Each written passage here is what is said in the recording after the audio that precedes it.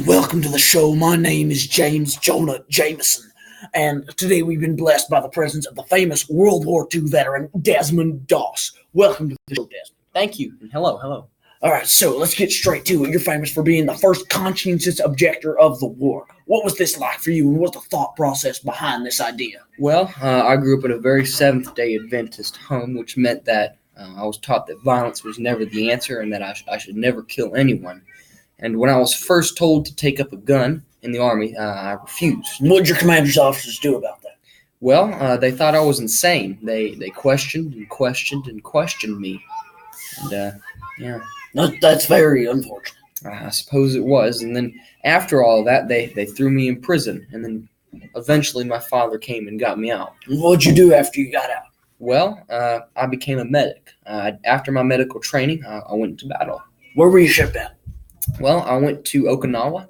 The Japs had been digging trenches there for some time, and my duty there was to drive them out. Well, a little more specifically, as a medic, what did you do? Well, when the battle started, I went up to an injured soldier, and my fellow soldiers had told me to just give him a shot of morphine and to just move on, but that's not what I did. It's not what you did. What did you do? Well, I took him on my back, and I took him over to the next fortified position. Oh, I bet.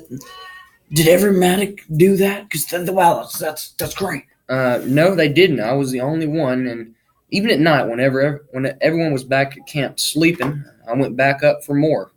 And I bet that was very dangerous. Yes, it was. Sometimes I had to hide under the dead so that the Japs wouldn't recognize me.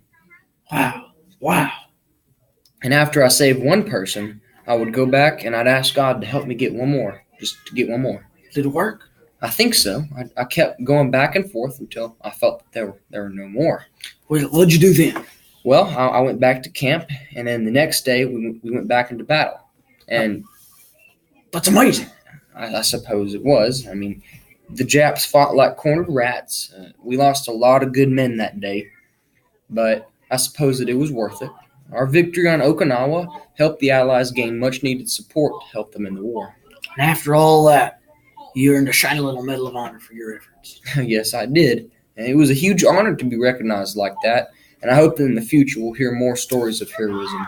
Well, Desmond, I think you're about to get your wish, because next time we're going to be interviewing World War II veteran and hero Louis Zampariti. Thank you for your time. I'm glad to have you here. Thank you.